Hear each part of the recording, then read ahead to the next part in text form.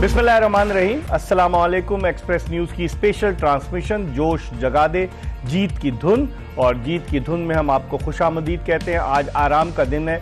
अब तक HBL PSL के 17 मैचेस खेले जा चुके हैं। कल जो है वो 18वां मैच होगा क्वेटा ग्लैडिएटर्स और मुल्तान सुल्तान्स की टीमों के दरमियान।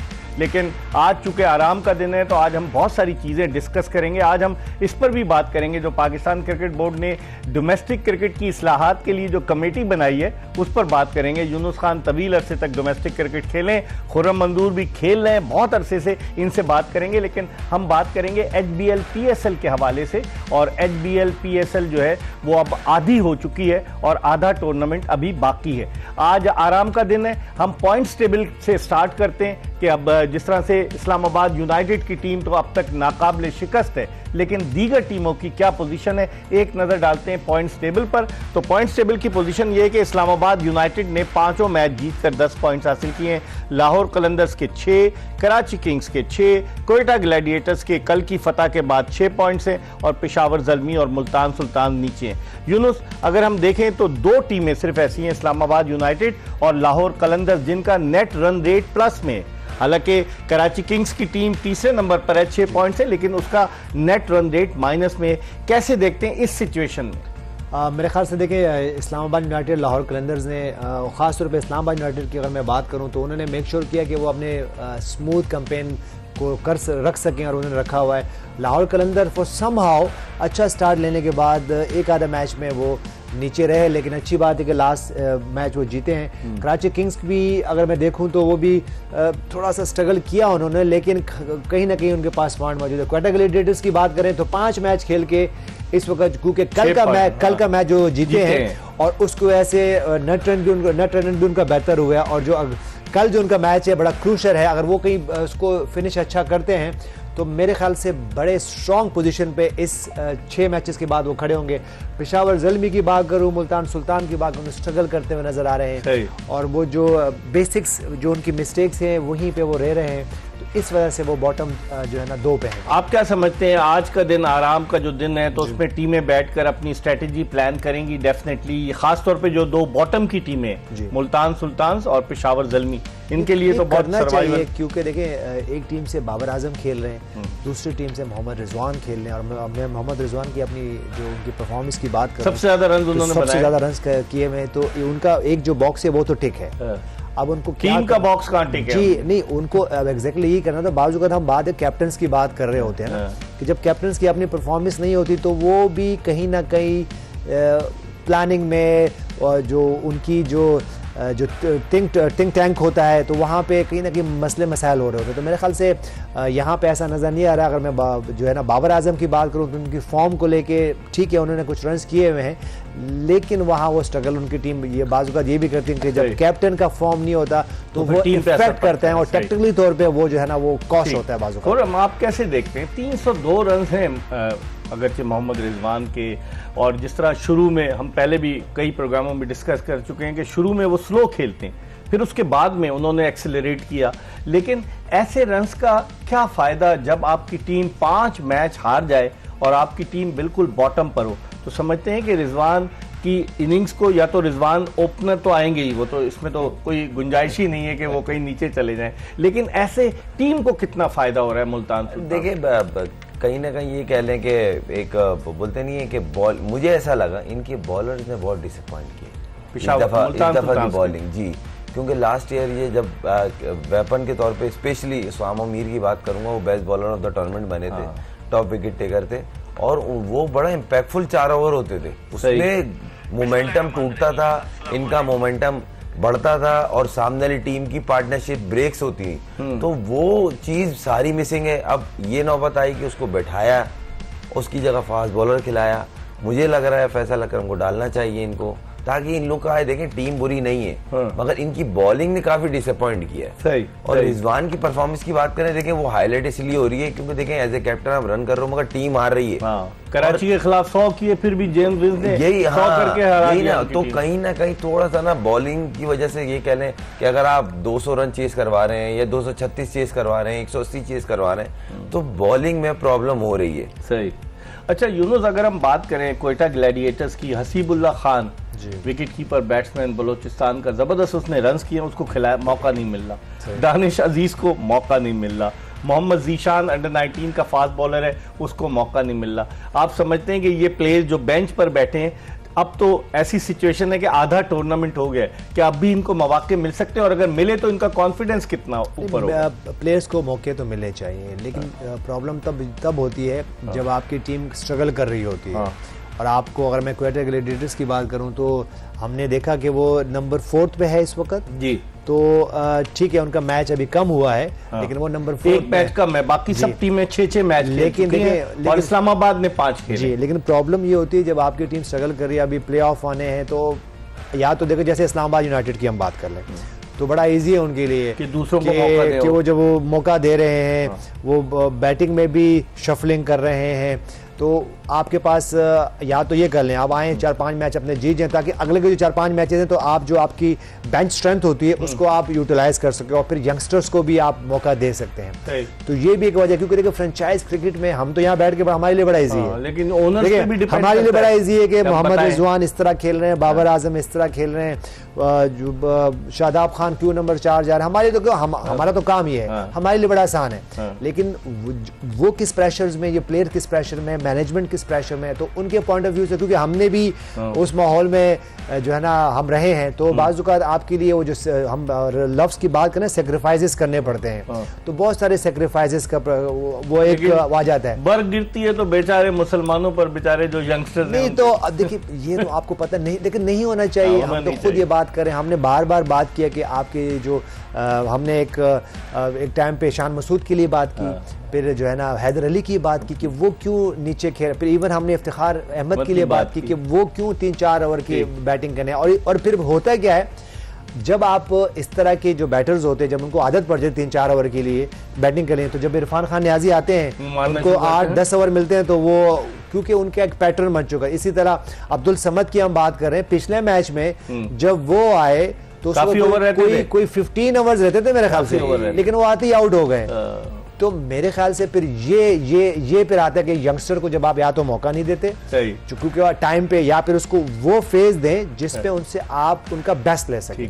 और अगर देखें तो रोमान रईस वो बैठे हुए हैं इस्लामाबाद यूनाइटेड के बेंच पर, और हुनैन शाह, नसीम शाह के भाई, बड़े टैलेंटेड अंडर 19 वर्ल्ड कप खेले, वो भी बैठे हुए हैं। और उसके अलावा जो उनके एक और बैट्समैन थे रैसी बोनडूसन, वो तो आए ही नहीं। तो आप इस्लामाबाद यूनाइटेड की बेंच चुके, अब वो मैचेस जीत चुके हैं, आप समझते हैं आइंदा आने वाले मैचेस में हुनैन शाह और रोमान रईस को मौका मिल सकता है? ये अगर रियलिस्टिक बात ये, मैं अभी 5 टीमों को देख रहा था, इनके अलावा जो है ये वाहिद टीम है जो पहले दिन से अपनी बेंच को भी ट्राई एंड टेस्टिंग पे रखा हुआ है। अच्छा, विद ऑनेस्टी। और सारे मैचेस में यही सारे जीत का राज है, यही राज है, सबको टच में रखा हुआ है। और मेन मैचेस ये नहीं हम सेव हो गए, हम सेफ जोन में अब देखेंगे, नहीं, वो पहले दिन से जिसका जहां फिट इन लगता था, हाँ भाई अब मुझे लग रहा है रोमान को बैक टू बैक 2 मैच देंगे। अच्छा। तो और वो लड़का बुरा नहीं है, दूसरा जो है हुनैन शाह, वेरी गुड बॉलर, मैंने देखा उसको, खास और सर्किल के बाद अगर उसको बॉल कराई गई तो वेरी वेरी गुड बॉलर, अब कमिंग है, अच्छा है, छोटा सीम जगह से हिट करता है। तो कोशिश करें कि आई होप कि बाकी फ्रेंचाइज भी, क्योंकि देखें एकदम से किसी बड़े मैच में देंगे ना, उस प्लेयर के ऊपर भी प्रेशर आएगा, खासतौर इमर्जिंग प्लेयर जो होता है ना, वो उसको आप एकदम बड़ा मैच देंगे प्ले ऑफ का या बिल्कुल डू एंड डाई सिचुएशन में, तो एक्सपोज ही होना है ना। सही। लेकिन यूनुस, अगर आप पेशावर ज़ल्मी की बात करें, अहमद दानियाल पाकिस्तान की टीम में सेलेक्ट हुए थे फास्ट बॉलर, वो अब उनको कोई मैच नहीं मिला। इस तरह से मास सदाकत लेफ्ट हैंडेड बैट्समैन है, उसने बड़े रन्स डोमेस्टिक में स्कोर किए हैं। नाहिद राना तो अभी आए नहीं कि हम उनको कहें, हालांकि नाम इनका लिखा हुआ है, और इसी तरीके से अभी तक नजीबुल्लाह ज़ादरान भी नहीं आए हैं, अगर वो आते तो वो भी डेफिनेटली हिस्सा होते। तो आप समझते हैं कि अहमद दानियाल या मास सदाकत को आइंदा आने वाले मैचेस में पेशावर ज़ल्मी की सिचुएशन ऐसी है, मौका दे सकते हैं, अभी इसी कॉम्बिनेशन को बरकरार? मेरे ख्याल से एक आधा मैच और वो ट्राई करेंगे कि शायद कहीं उनकी वो जो विनिंग उनसे रूटी हुई है वो आ जाए उनकी तरफ से, और बैक टू बैक कुछ उनके पास पॉइंट आए तो फिर वो शायद ट्राई करें, या अगर कोई अनफिट होता है तो शायद वो उनको खिला सके। क्योंकि अब ये भी नहीं कर सकते कि ठीक है बड़ा आसान है, वही जैसे मैंने बार बार आपसे बात की कि हमारे लिए बड़ा आसान है कि यंगस्टर्स को खिला दें, इसको खिला दें, उसको खिला दें, लेकिन वो जब आपकी टीम स्ट्रगल कर रही होती है तो उस वक्त समझ में नहीं आ रहा होता कि क्या करें। तो मेरे ख्याल से वाइजली डिसीजंस करने चाहिए, मुल्तान सुल्तान को वाइजली डिसीजंस करने चाहिए। उसके बाद पेशावर ज़ल्मी की मैं बात करूं और समहाउ क्वेटा ग्लैडिएटर्स ने जंप मारा है और वो टॉप 4 में आ गए हैं। मेरे ख्याल से इन दोनों टीमों को, क्योंकि इन दोनों टीमों को इसलिए भी बात कर रहे हैं कि इनके जो कैप्टन्स हैं वो पाकिस्तान के कैप्टन्स रह चुके हैं, और जबकि मोहम्मद रिजवान तो वाइट बॉल के कैप्टन भी हैं, और बाबर आजम ने जिस तरह 3-4 साल कैप्टनसी की है वो खुद टॉप के प्लेयर हैं और उनसे एक्सपेक्टेशन भी बहुत है। और मेरे ख्याल से इस PSL 10 के, बल्कि 2-3-4 PSL की मैं बात करूं तो सबसे जो पॉपुलर क्रिकेटर है वो एग्जैक्टली जो है वो बाबर आजम है। तो मेरे ख्याल से ये कहीं ना कहीं उनको ये सोचना भी चाहिए। और देखिए बाज़ औक़ात ये जो हम सपोर्टिंग स्टाफ की बात करते हैं तो ये हेल्पर्स होते हैं, ये हेल्प करते हैं। अगर हम इस्लामाबाद की यूनाइटेड की बात करें तो कौन है उनका कोच? माइक हेसन है ना उनके पास। तो हम देखें, अगर लेकिन वो सबको लेके चल रहे हैं ना, पेशावर ज़ल्मी। एग्जैक्टली मैं यही बात कर रहा हूँ। तो आपके पास माइक हेसन जैसा, सबके पास तो नहीं है, लेकिन इतना कोच को, सपोर्टिंग स्टाफ को, उनके बॉलिंग कोच, उनके बैटिंग कोच, उनके सपोर्टिंग स्टाफ को इतना विजनरी होना चाहिए कि वो थोड़ा सा गेम से अहेड रहे। लेकिन पेशावर ज़ल्मी के बाद यूनुस बात काट रहा हूँ, मुश्ताक अहमद हैं और पाकिस्तान के फॉर्मर कैप्टन इंजमाम उल हक हैं पेशावर ज़ल्मी के। और कौन है उनके पास इस स्टैंड पे बैठ रहे? यही हैं दो, मोहम्मद अकरम डायरेक्टर। हाँ, तो देखिए अब आप मुझे बताएं कि मोहम्मद अकरम के होते हुए, इंजमाम उल हक के होते हुए, मुश्ताक अहमद के होते हुए आपको और कितना विजडम चाहिए आपकी टीम में? तो मेरे ख्याल से वो विजडम होना भी चाहिए और वो विजडम नज़र भी आना चाहिए। तो मेरे ख्याल से इसीलिए अगर ये विजडम हम प्रॉपरली तौर पे हम शेयर करें तो सब कुछ हो सकता है। तो ये पॉइंट देखने हैं, इस पर हम मजीद बात करेंगे। इस वक्त हम एक ब्रेक की तरफ बढ़ रहे हैं और जब ब्रेक के बाद वापस आएंगे तो खुर्रम मंजूर से पूछेंगे कि केन विलियमसन तो पाकिस्तान आ चुके हैं, उन्होंने एक मैच नहीं खेला, क्या कराची किंग्स की जानिब से वो अगले मैचों में एक्शन में नजर आएंगे? और जाहिद महमूद जो लेग स्पिनर जो कराची किंग्स की टीम में शामिल है, क्या आइंदा आने वाले मैचों में उसकी जगह बन पाएगी? इस पर बात करेंगे एक ब्रेक के बाद, ये बताते हुए कि clear Man presents Josh Jaga De, powered by Telenor 4G and Hero detergent. हम ब्रेक की तरफ बढ़ रहे हैं और ब्रेक के बाद जल्दी दोबारा आपको ज्वाइन करेंगे।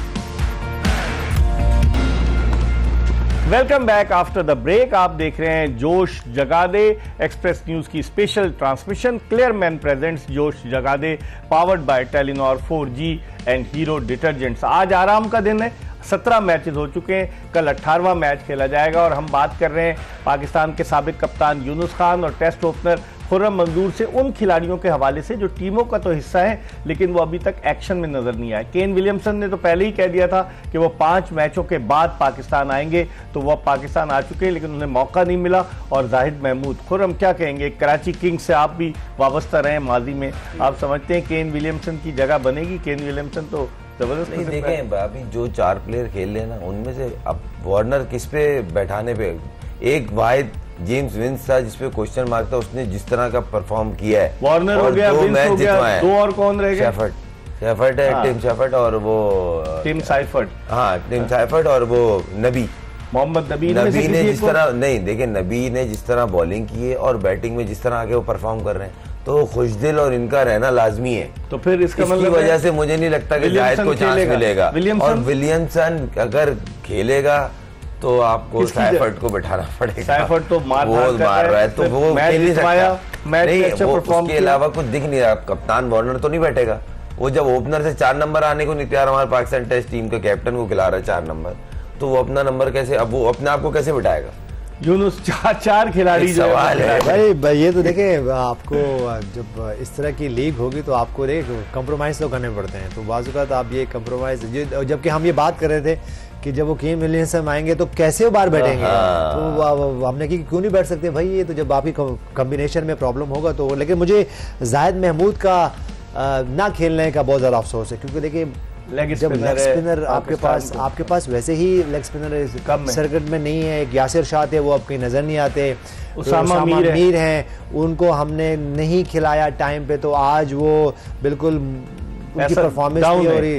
और ये जाहिद महमूद जो हैं, ये एक टाइम पे सारे फॉर्मेट में टीम के साथ थे, अब वो नहीं है। इवन मैं मिस कर रहा हूँ शाहनवाज दानी, मुझे यहाँ कहीं नजर नहीं आ रहा। शाहनवाज दानी वो जो पिच से विकेट लेकर जाते थे मैनेजमेंट की तरफ से, देखिए वो तो एक अपना एक स्टाइल है ना, लेकिन वो नजर नहीं आ रहे। देखिए ये PSL में ये हमारी अपनी लीग है, इसमें हमारे अपने प्लेयर्स जो है ना उनको प्रमोट होना चाहिए, उनको चांसेस मिलने चाहिए। 2021 में बेहतरीन बॉलर थे वो, मुल्तान सुल्तान्स की टीम जीती थी, शोएब मकसूद बैट्समैन थे हैं। और फिर मैं ये बात कर रहा हूँ कि देखें बाजू का जब प्लेयर शफल होते हैं तो वहाँ से दूसरी टीमों में जाते हैं, वो खेलते नहीं।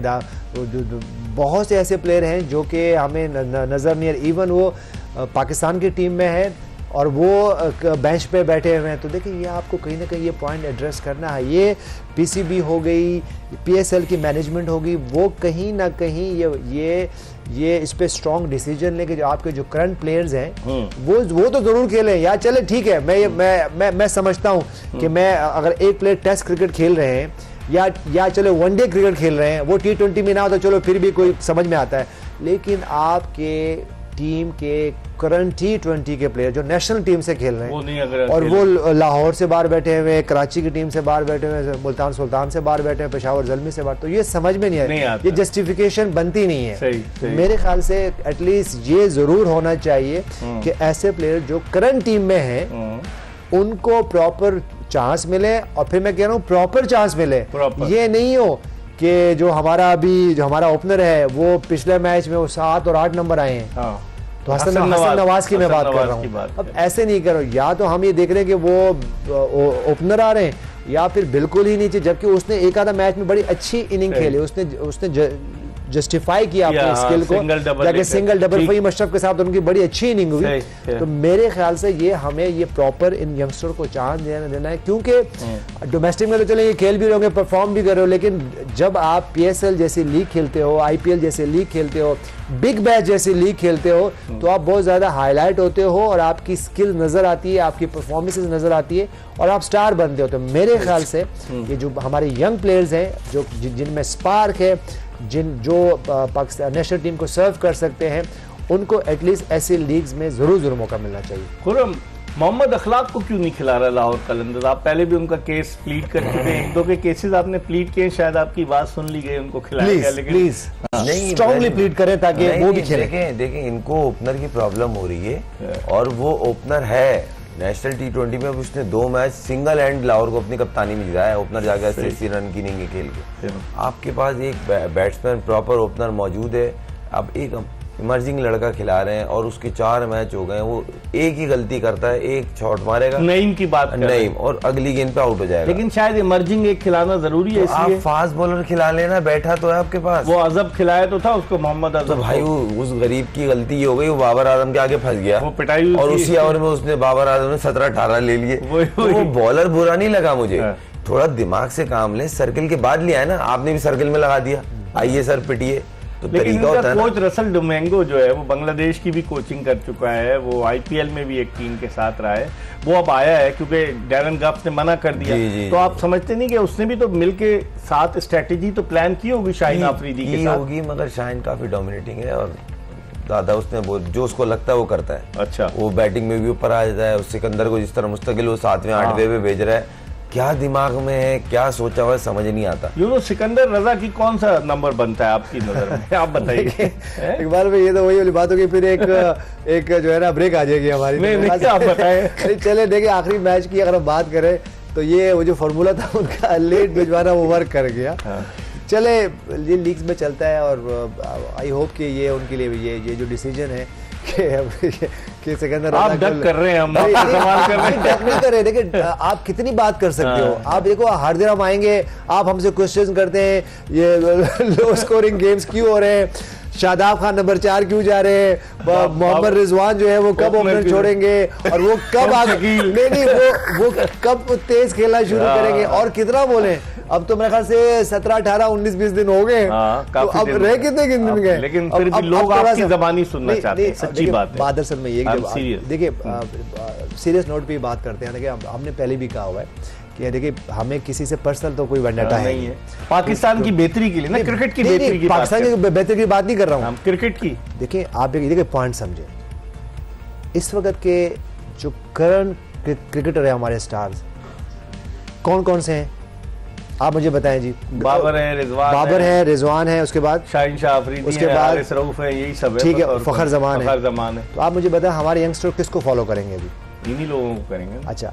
इन्हीं को फॉलो करेंगे। अब आप मुझे बताएंगे, अगर आपका वाइट बॉल का जो कैप्टन है सलमान आगा, नहीं रिजवान, मैं मोहम्मद रिजवान की बात कर रहा हूँ, मैं उसके खिलाफ बात नहीं कर रहा हूँ। जब वो 20 ओवर खेलेंगे, 50 बॉलें खेलेंगे, 70-75 रन करेंगे, तो वो किसको इंस्पायर कर रहे हैं?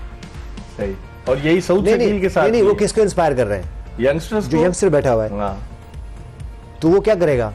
वो भी वैसे ही खेलेगा। तो वो वैसे ही खेलेगा। तो जब वो इंटरनेशनल टीम में जाएंगे, तो अगर अभी एक छोटा प्लेयर जो है अभी से ऐसा खेलेंगे, तो वो फिर वो जब नेशनल टीम में जाएंगे तो क्या होगा वहां पे?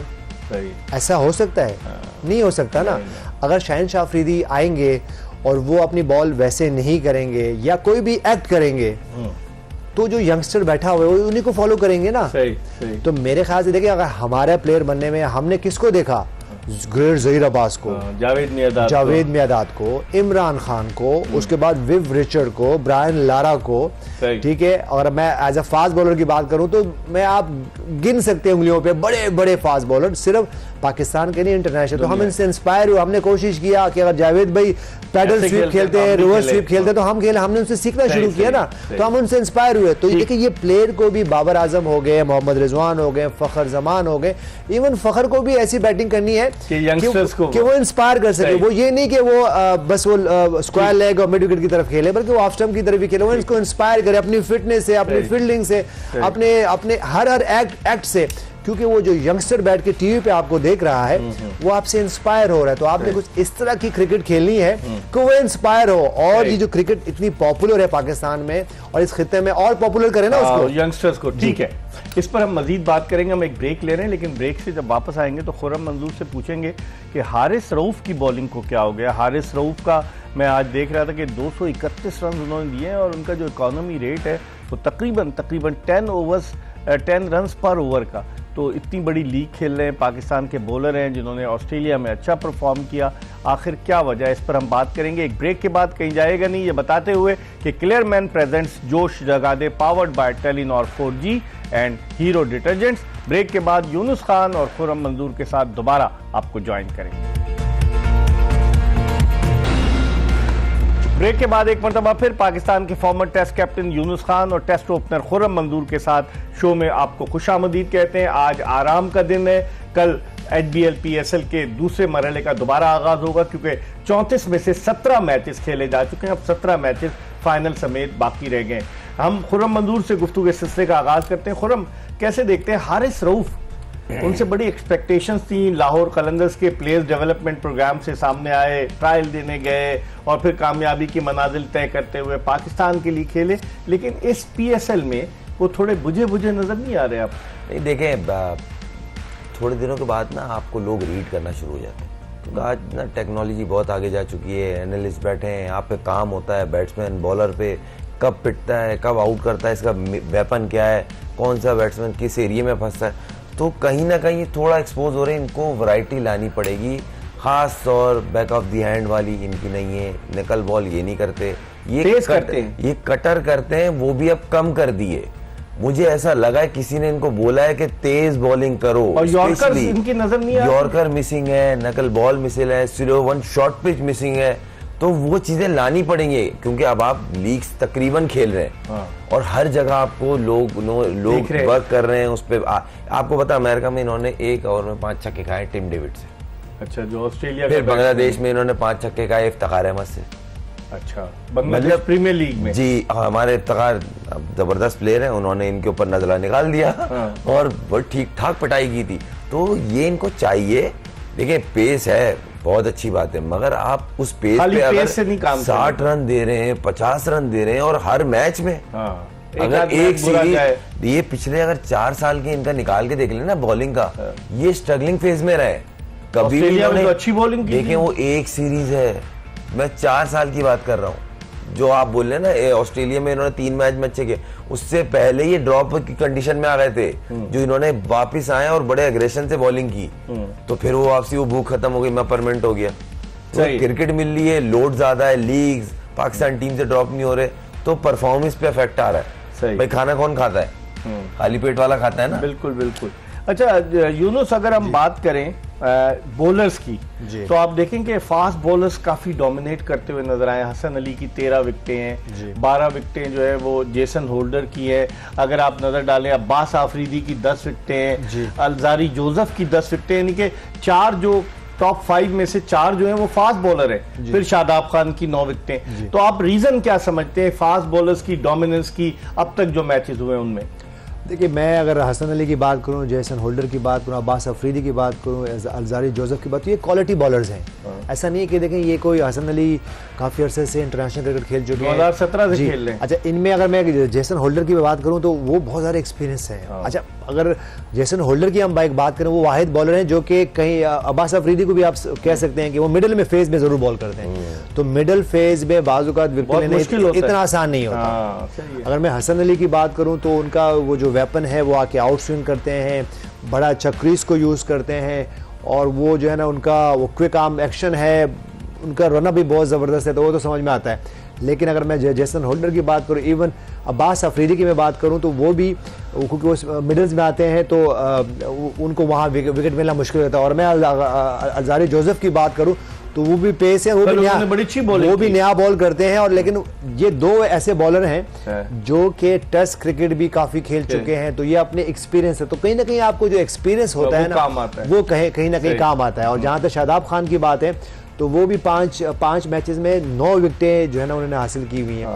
तो लेकिन उनका जो आप इकोनॉमी रेट देखें ना 6.69 का है, ठीक है, तकरीबन 7 का। वो देखिए बहुत जबरदस्त है। तो मेरे ख्याल से देखिए जो हम बात कर रहे हैं ना, खास तौर पर शादाब खान के लिए हम बार बार बात कर रहे हैं, वो इंस्पायर करें अपनी बॉलिंग की वजह से, क्योंकि नेशनल टीम में जब वो आते हैं तो एज अ बॉलिंग ऑलराउंडर वो खेलते हैं। या तो वो जैसे हमने पहले भी कहा था कि वो कंफर्म कर दे कि मैं एज अ बैटर ऑलराउंडर हूं, तो फिर वो क्लियर करें। आप क्या कह रहे हैं? इसमें थोड़ी सी चीज ऐड करूंगा। इन जो टॉप 4 दिख रहे हैं ना बॉलर फास्ट बॉलर, इनमें एक चीज कॉमन है। क्या? ये ओवर में इनकी 6 की 6 वैरायटी वाले बॉलर, डिफरेंट बॉलर, इसलिए कामयाब है। इस दिमाग टाइम पे जगह पे यूज करना। अब्बास अफरीदी को लोगों ने अब पढ़ना नहीं शुरू कर दिया क्योंकि नहीं, मसला ये है कि अगर एक आध मैच गंदा चले जाता है, इतनी क्रिकेट हो रही है तो सब अच्छा किया हुआ एक तरफ हो जाता है। ये वो बॉलर है जिसने बहुत कम टाइम पे अपनी इमेज अच्छी की है और बड़े जबरदस्त, खास तौर जिस टाइम मार लग रही होती है इसको लेके आते हैं ब्रेक थ्रू देने के। ये मुल्तान लाई थी इनको और वेपन की तरह उसामा मीर और इनको यूज करती थी, और ये वहां से पिकअप किया है। और इनके चचा का भी तो रोल है, उमर गुल भी तो नो डाउट पाकिस्तान के लिए जबरदस्त गुल्ली भाई की परफॉर्मेंस है। और उनसे अच्छा मैंने यॉर्कर अपनी लाइफ में तो नहीं देखा। पास्ट की बात नहीं कर रहा, जो आपकी टीम में थे ना 2009 में जब हम T20 वर्ल्ड कप जीते, उमर गुल जी, तो उमर गुल की इन्फ्लुएंस भी हो सकता है इस पे। बिल्कुल। देखिए, आपको अगर घर में एक ऐसा फास्ट बॉलर हैं जिनसे आप इंस्पायर हुए होंगे, उनको देखते ही इन्होंने क्रिकेट शुरू की होगी।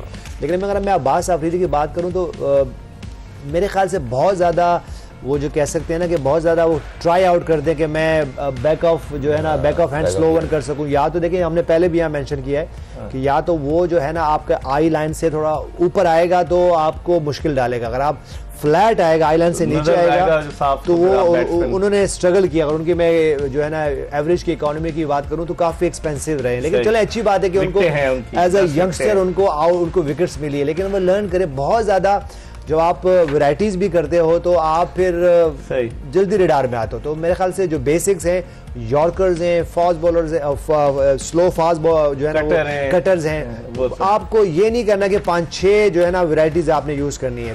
तो ये आप इसको बेसिक्स पे रहें, थोड़ा बहुत बेसिक्स पे ही भी रहें, तो आपको जो है ना, क्योंकि अगर हमने हसन अली की बात कर रहे हैं, जेसन होल्डर की बात कर रहे हैं, तो वो करते हैं लेकिन बहुत ज्यादा वो जो है ना वो ट्राई आउट नहीं करते हैं। तो इसलिए आपको कहीं ना कहीं बेसिक्स पे भी रहना पड़ेगा। आप लोगों के साथ रह के मैं भी सीख गया हूँ, कटर करें और इधर ये स्लोअर डिलीवरी करें, स्लोअर बाउंसर करें। डेविड वार्नर जी पहली दफा पाकिस्तान सुपर लीग में आए और अगर आप देखें 110 रन हैं उनके 6 मैचों की 6 इनिंग्स में जी, और कोई 50 नहीं है डेविड वार्नर नहीं, एक 50 है डेविड वार्नर का, हायर 60 है उनका।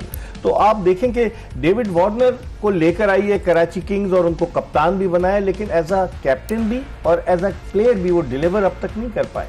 मगर एक चीज आप नोट करें कि इनकी कप्तानी भी डे बाय डे और इनकी बैटिंग भी डे बाय डे इम्प्रूव हो रही है। क्योंकि ये कहता बड़े हूँ। क्विक लर्नर होते हैं, ये बिग बैश में अपनी अडॉप्ट टीम की नहीं, बिग बैश ये में- कंडीशंस को बहुत अच्छे से अडॉप्ट करते हैं, खासतौर ऑस्ट्रेलियंस कोई भी हो।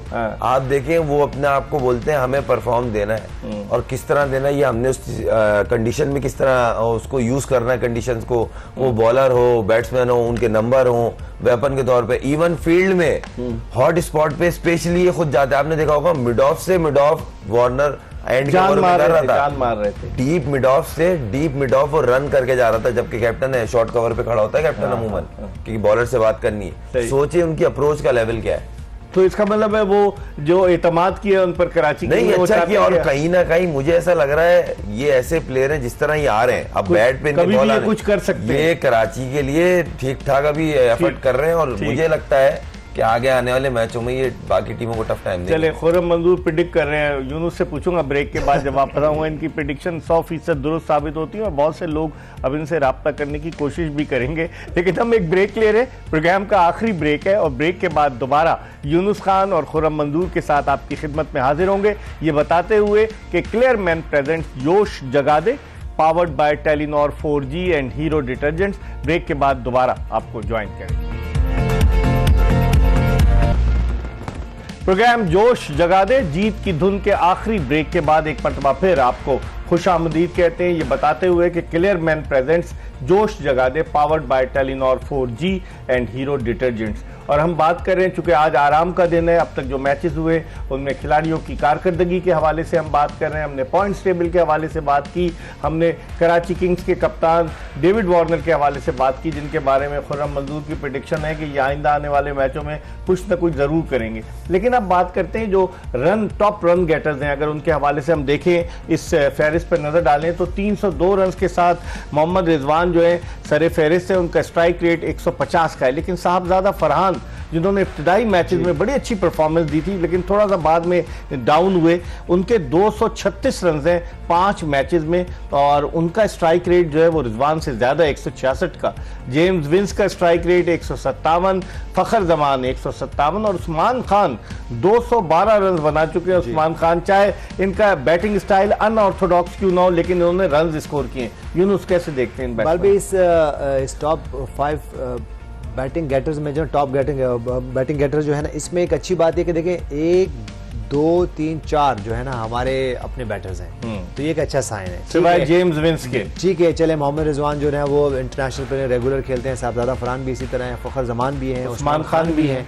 लेकिन चले अच्छी बात है कि ये नहीं है कि उसमें कोई गैर मुल्की मैं वैसी कोई बात नहीं कर रहा लेकिन हूं। ये कि जो बाहर वाले आते हैं वो कंडीशंस के साथ अपने आप को एडजस्ट करते हैं। तो मेरे ख्याल से अच्छी बात है कि जिस तरह मोहम्मद रिजवान ने यहाँ पे 302 रन किए हुए 6 मैचेस में, 105 रन का हाईएस्ट है, एवरेज उनका 75.50 का, स्ट्राइक रेट 150.24 का है। इसी तरह साहबजादा फरहान की बात करें तो अमेजिंग क्रिकेट खेल रहे हैं। मेरी बड़ी ख्वाहिश है कि जब ये खत्म हो ये वाले अभी और कितने मैच बाकी हैं, 5 मैच साहबजादा फरहान के लिए और हैं। तो मेरे ख्याल से वो जब ये उसके बाद जब ये मैचेस के कॉलम में 10 मैचेस लिखे हुए हो तो यहाँ पे कम से कम 500 रन हो, ठीक है, तो मजा आ जाए। ठीक है, क्योंकि जब आपकी प्राइम फॉर्म हो तो आप उसको कैश करो। ये नहीं हो कि आप देखिए यहाँ पे कुछ भी उनको नहीं देना है। ठीक है, साहबजादा फरहान को ये मेक श्योर करना है कि वो यहाँ इतने रन्स करे ताकि वो सिलेक्टर्स मजबूर हो जाएं कि वो इनको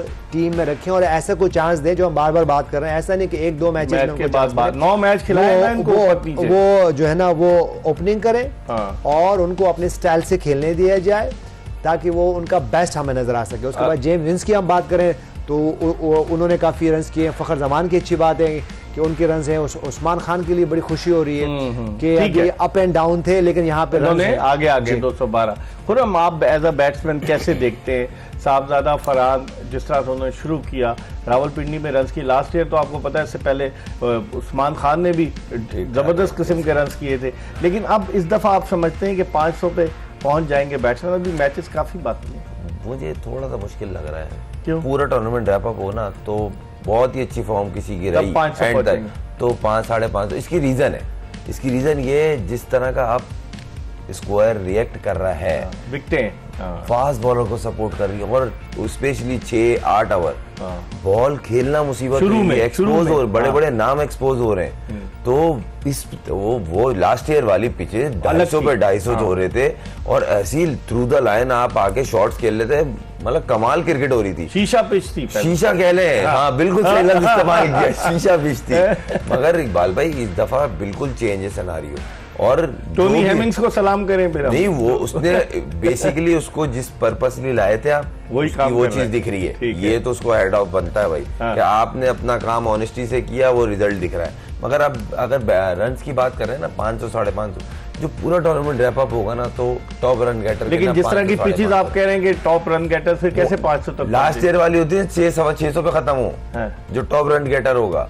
अभी मुझे लग रहा है 500 पूरे फाइनल में मिला के, हो सकता है किसी की रेयर फॉर्म लग गई, 100-200 और डाल दिए तो चलो 600 पहुंच गए, क्योंकि बहुत मुश्किल हो, नया बॉल खेलना मुश्किल हो रहा है। सही यूनुस, लेकिन आप कप्तान रहे, पाकिस्तान के T20 वर्ल्ड कप जीते। अगर इन 6 की 6 टीमों के कप्तानों के हवाले से मैं आपसे बात करूं, अब जो मैचेस हुए, कौन सा कप्तान ऐसा था जो आपको मुतासिर करने, जो आपको नजर आया कि वो कुछ ना कुछ कर रहा है, चाहे मोहम्मद रिजवान हो, बाबर आजम हो, शादाब खान हो, सऊद शकील हो, फिर डेविड वार्नर हो, और एक और 6 कप्तान है ना, कौन सा ऐसा कप्तान आपको नजर आ रहा है कि जो वाकई में जिसने एज अ कैप्टन अपनी अथॉरिटी को मनवाने की कोशिश की?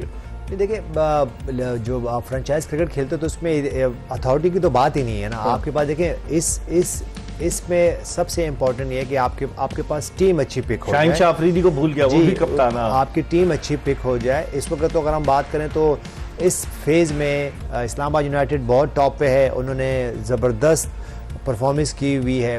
अब मेरे ख्याल से ये सिर्फ एक कैप्टन का रोल नहीं होता, तो इस्लामाबाद की टीम की परफॉर्मेंस की मैं बात करूं तो उसमें सिर्फ कैप्टन का रोल नहीं है। तो लोग तो कहना शुरू कर देंगे ना कि शादाब खान को, देखिए ये तो लोग तो बहुत कुछ कहेंगे ना। आप लॉबीज भी तो काम करती है, लॉबीज भी देखिए लॉबीज में सिर्फ पाकिस्तान में काम नहीं करती, तो हर जगह काम करती है। पाकिस्तान में ज्यादा नहीं, ऐसा नहीं है, ऐसा कुछ भी नहीं, ऐसा कुछ भी नहीं है, ऐसे हर जगह ऐसी होती है। लॉबीज तो इसी तरह बनते हैं। आपको क्या लगता है कि अड़ोस पड़ोस में ये जो टॉप की टीम जो हमारे पड़ोस में खेलती है, वहाँ लॉबीज काम नहीं करती? गोरों के लॉबीज काम बिल्कुल करती है, हर जगह करती है, ऐसा नहीं है। ऐसा कहीं भी नहीं है, ऐसा कुछ नहीं होता कि हम देखिए हमें लिए बड़ा आसान है ना, पाकिस्तान में हो जाता है, ऐसा नहीं है।